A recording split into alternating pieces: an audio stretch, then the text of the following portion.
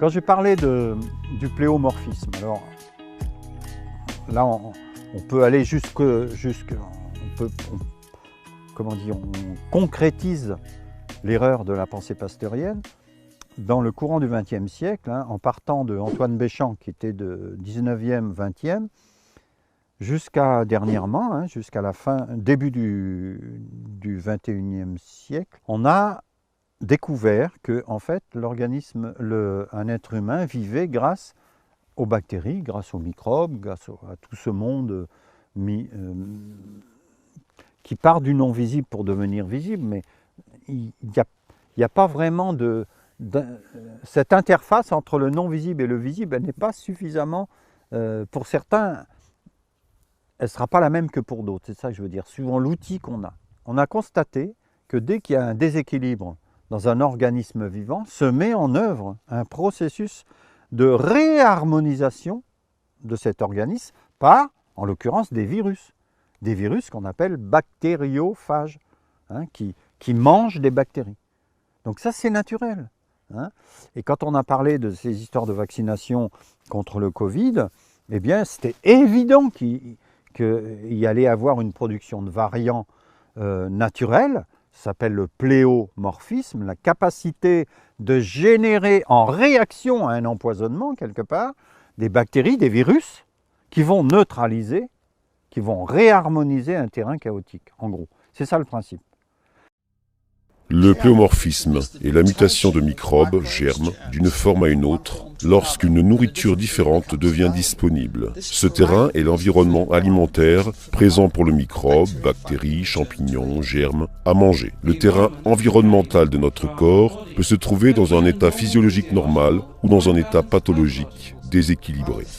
L'un des premiers auteurs à avoir abordé le sujet du pléomorphisme fut le scientifique français Antoine Béchamp. Adversaire de Pasteur, il soutenait que les germes étaient le résultat de la maladie et non sa cause, grâce à ses observations de minuscules organismes pléomorphes qu'il appelait microzyma ou microbes. La décomposition initiée par les microzyma lorsque les cellules meurent est identique au processus de fermentation du vin, de la bière et de l'inversion du sucre. Les microzyma peuvent survivre dans le calcaire pendant des millions d'années. Les microzyma, et non la cellule, semblent être les plus petites unités de la vie et ses éléments constitutifs. Le microbe n'est rien, le terrain est tout. Le docteur Royal Rife a inventé un microscope universel avec des lentilles de quartz afin de pouvoir garder des spécimens vivants pendant un certain temps pour observer leur cycle de vie, et il a utilisé des ondes radio pour faire exploser les formes de vie pathogènes. Puis vint Gaston Naissance, qui construisit un microscope de type Rife, permettant aux médecins de voir le sang et les cellules vivantes éclairées par la lumière UV. Les minuscules particules en forme de points dans le sang, il les a appelées somatides. Ces somatides avaient 4 stades qui présentaient des formes saines. Au fur et à mesure que la nourriture ou la base nutritive se dégradait, les 16 stades suivants des somatides se transformaient en bactéries et en formes de vie malsaines, comme les levures et les champignons. C'est ce qui arrive, pas ce qu'elle est, mais ce qui arrive à cette bactérie brute qui est significatif, parce qu'elle entre dans ce que j'ai ensuite filmé et capturé pour la première fois à ma connaissance, et je l'ai montré à l'université de Vienne, à l'université de Tsinghua, à l'université d'Oxford, et maintenant, nous le montrons à l'université de Harvard. Ce qui n'a jamais été vu auparavant, la transformation biologique d'une bactérie dans un globule rouge et ensuite d'une bactérie hors du globule rouge. C'est réversible. Avec le terme environnement, nous nous référons à l'équilibre interne, au métabolisme, au pH, aux hormones, aux graisses, au glucose, aux protéines, à l'état du système immunitaire, au degré de déchets dans le métabolisme, aux minéraux, aux vitamines et aux oligo-éléments. La constellation de tous ces éléments est vitale pour notre santé ou notre maladie. L'endobionte s'adapte à l'environnement changeant, ce qui peut être vu au microscope comme un changement dans sa forme. Un autre médecin, le docteur Van Bremer, a appelé les somatides Siphonospora polymorpha, montrant dans ce diagramme comment elles se changent avec le pH. Ici, nous pouvons voir dans la roue soulignée environ 42 étapes différentes de l'évolution de ces formes. Je pense ici aussi que seuls les 4 premiers stades sont réellement sains ou sans danger. Les autres commencent à montrer des signes d'alarme ou d'incroyables débris de déchets toxiques. Tous les fluides trouvés dans le monde vivant des plantes, des animaux et des humains contiennent un microbe que divers scientifiques ont appelé un endobionte, somatide ou microzima. On le trouve dans tous les fluides corporels, y compris le sang, l'urine, la salive et le liquide séminal. Au départ, ce microbe se présente sous la forme d'un virus, mais en fonction de son environnement, il peut muter à la taille d'une bactérie et dans certaines circonstances, il peut même se manifester sous la forme d'un champignon. Le but de l'endobionte dans un environnement intact est une stimulation marginale mais permanente du système immunitaire. Les déviations de l'environnement normal des fluides corporels appellent inévitablement des mutations cyclogénétiques dans le microbe viroïde endobiotique qui passe ensuite de l'état symbiotique à des formes parasitaires et indique ainsi le degré de l'état pathologique. Pour en apporter la preuve, un échantillon de sang a été lavé plusieurs fois pour éliminer l'infestation sérique, puis placé dans une solution saline et enrichi en glucose. Après environ 10 minutes, l'endobionte s'est échappé de l'hématie vers l'environnement synthétique, où il se développe d'abord en forme de Y, puis continue de muter en forme de bâtonnet.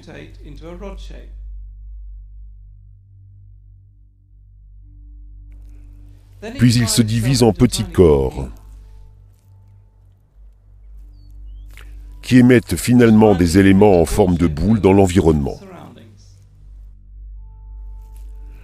Lorsqu'il est soumis à un changement encore plus extrême de son environnement, l'endobionte va même évoluer vers un état fongique, comme le montrent les images suivantes. Des mycéliums solides dans du sérum, des fils mycéliens flexibles avec des spores provenant d'un globule rouge, des spores de conidium, des formes de levures bourgeonnantes. Les conclusions que l'on peut tirer de ces observations sont que le stade de développement de l'endobionte fournit des informations sur l'état de l'environnement du patient qui peuvent être utilisées pour une analyse diagnostique.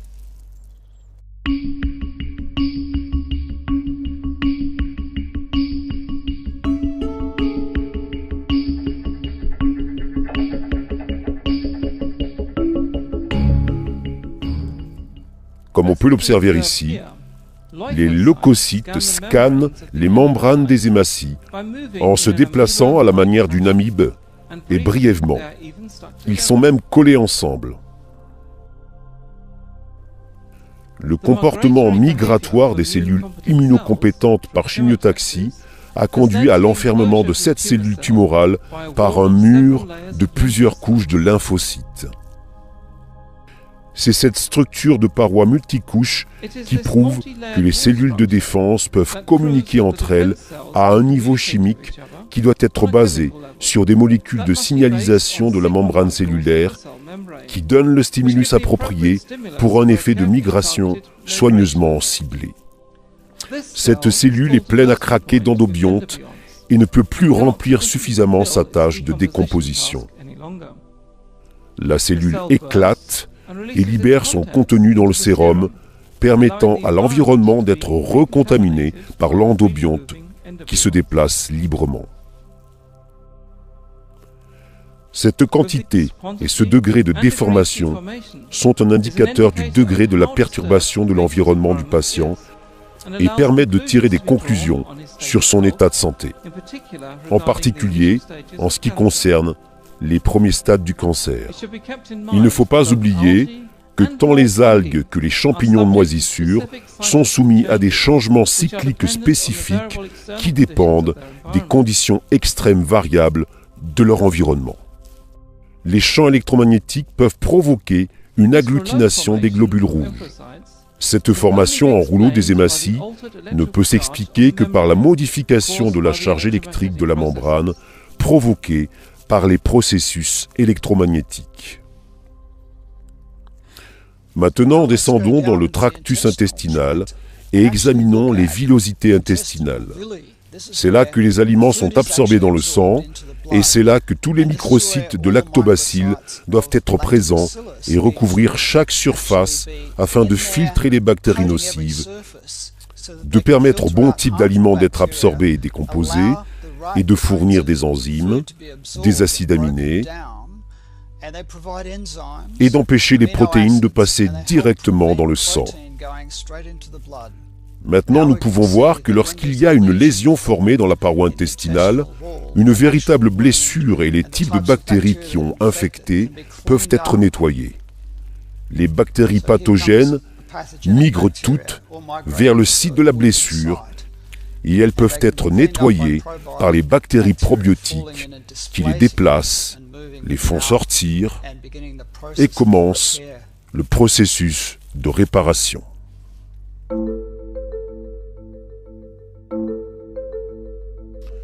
Le terme endobionte a été créé par Enderlein, d'endo, qui veut dire à l'intérieur, bactéries, éventuellement virus, champignons, moisissures, etc., levures, sont fabriqués par les endobiontes.